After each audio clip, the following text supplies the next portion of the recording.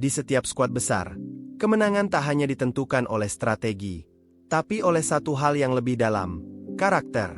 Dan sekarang, kita sedang menyaksikan satu fase langka dalam sejarah sepak bola Indonesia. Generasi Garuda yang dipimpin oleh para jenderal sejati. Di era pelatih Patrick Kluivert, timnas Indonesia dihuni oleh pemain-pemain yang tidak hanya hebat secara teknis, tapi juga memiliki jiwa kepemimpinan tinggi, karena mereka adalah kapten di klub masing-masing. Ya, mereka bukan cuma tulang punggung timnas, tapi juga pemegang ban kapten di klub-klub Eropa, Amerika, hingga Asia. Dan kini, ban kapten timnas Indonesia resmi berada di lengan seorang pemain diaspora yang membawa pengaruh besar, Jai Itzes. Ban kapten timnas Indonesia saat ini berada di lengan Jai Itzes, bek tangguh yang bermain di Serie A bersama Venezia. Ini bukan promosi instan. Ini adalah pengakuan atas kualitas, ketenangan, dan pengaruh besarnya di dalam tim. Di Venezia, Jai bukan tipe kapten yang banyak berteriak. Dia adalah pemimpin modern, tenang, pintar membaca situasi, dan punya kemampuan membawa bola keluar dari tekanan. Banyak analis di Italia menyebutnya sebagai silent commander, karena tanpa banyak bicara, dia bisa mengatur lini belakang dan mengangkat mental tim. Ketika Venezia naik kasta ke Serie A dan sang kapten lama hengkang, Jai langsung ditunjuk jadi kapten utama klub. Keputusan yang sempat diragukan oleh sebagian supporter, tapi langsung dijawab dengan performa stabil dan aura kepemimpinan yang jelas terlihat di setiap laga. Dan kini, di timnas Indonesia, Patrick Kluivert memilihnya jadi kapten utama. Itzes bukan sekadar pemimpin, dia adalah wajah dari revolusi baru Garuda. Di kancah domestik, Rizky Ridho tampil sebagai ikon baru kepemimpinan di Persija Jakarta. Usianya masih 22 tahun, tapi kepercayaan datang dari ruang ganti hingga tribun penonton. Ridho memimpin dengan gaya yang lebih ekspresif. Ia tak segan memberi instruksi, menegur rekan setim, dan menjaga ritme saat tim sedang goyah. Di bawah Carlos Pena, Ridho diberi ban kapten untuk alasan yang sangat spesifik, ketenangan dan keberanian mengambil keputusan dalam tekanan. Ridho seringkali menjadi penghubung antara pelatih dan pemain.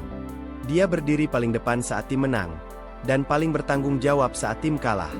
Di ruang ganti, sikapnya dikenal dewasa dan mampu menjaga kekompakan. Sebagai bek tengah, Ridho punya visi bertahan yang matang dan komunikasi kuat.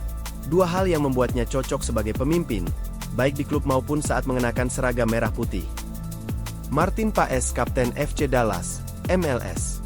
Di Amerika Serikat, Martin Paes adalah contoh pemimpin dari posisi paling belakang, kiper. Dia bukan kapten tetap FC Dallas, tapi sering dipercaya mengenakan ban kapten saat rotasi, terutama jika kapten utama absen. Kepemimpinan Paes terlihat dari suaranya di lapangan.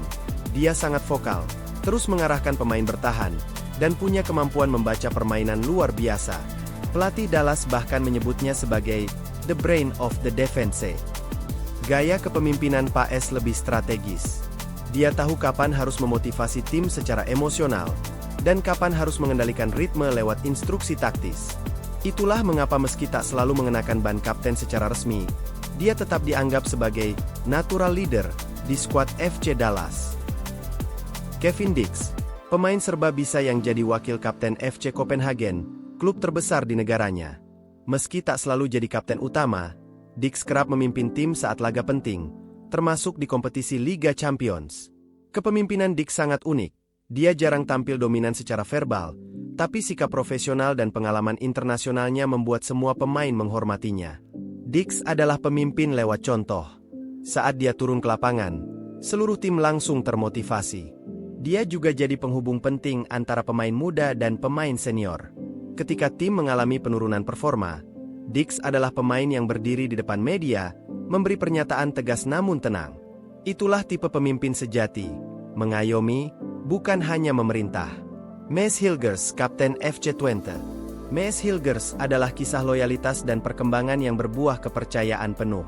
Setelah hampir satu dekade bersama FC Twente sejak akademi, ia akhirnya diangkat menjadi kapten utama klub. Hilgers bukan kapten yang emosional. Dia memimpin lewat konsistensi dan integritas. Gaya bermainnya sederhana, tapi efektif.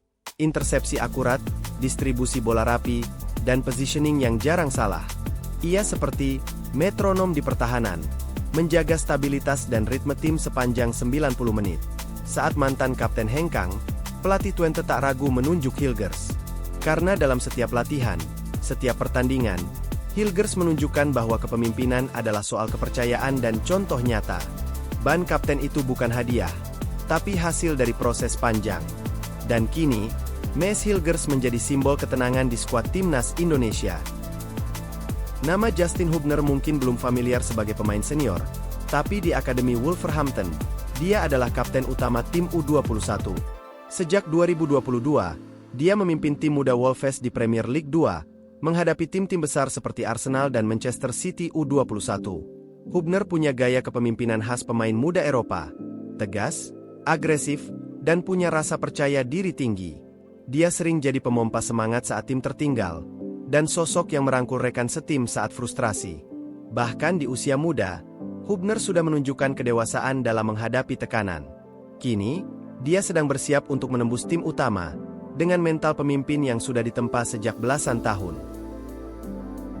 Kelvin Verdong, yang bermain di Eredivisie bersama NEC Nijmegen, juga menunjukkan jiwa kepemimpinan yang kuat. Dalam pertandingan penting menghadapi Ajax Amsterdam, Verdong dipercaya mengenakan ban kapten menggantikan kapten reguler yang absen. Dengan sikap tegas dan fokus, Verdong memimpin timnya meraih kemenangan impresif 3-0 atas Ajax, sebuah hasil yang mengejutkan banyak pihak. Gaya kepemimpinannya yang tenang namun penuh wibawa membuatnya menjadi sosok penting di lapangan. Tidak hanya sebagai pemain bertahan yang andal, Verdong membuktikan bahwa ia mampu membawa timnya melewati situasi sulit dengan komando yang efektif dan disiplin tinggi. Perannya sebagai kapten di NEC dan juga kontribusinya di Timnas Indonesia menjadikannya contoh pemimpin modern yang patut diacungi jempol. Timnas Indonesia dipimpin para kapten. Inilah skuad Timnas Indonesia saat ini, tim yang tidak kekurangan pemimpin. Bukan cuma 1, 2, tapi banyak pemain yang dipercaya memimpin klub-klub besar mereka di berbagai penjuru dunia. Mulai dari Jai Itzes yang memimpin Venezia dan kini jadi kapten utama Timnas. Rizky Ridho di Persija, Martin Paes di Dallas, Kevin Dix di Copenhagen, Maes Hilgers di Twente, hingga Justin Hubner yang menunjukkan jiwa kepemimpinan sejak muda. Ini adalah generasi Garuda yang dipimpin oleh karakter, bukan hanya skill. Sesuatu yang mungkin belum pernah dimiliki Indonesia dalam waktu bersamaan. Kini, Timnas Indonesia punya pondasi kokoh. Pemain-pemain yang tahu bagaimana cara memimpin, mengatur, dan bertanggung jawab, bukan hanya bermain. Closing votage para pemain memegang ban kapten, berpose dengan klub masing-masing. Lalu, Garuda fans.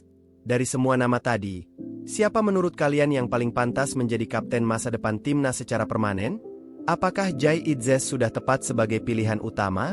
Atau ada nama lain yang lebih layak? Tulis jawaban kalian di kolom komentar.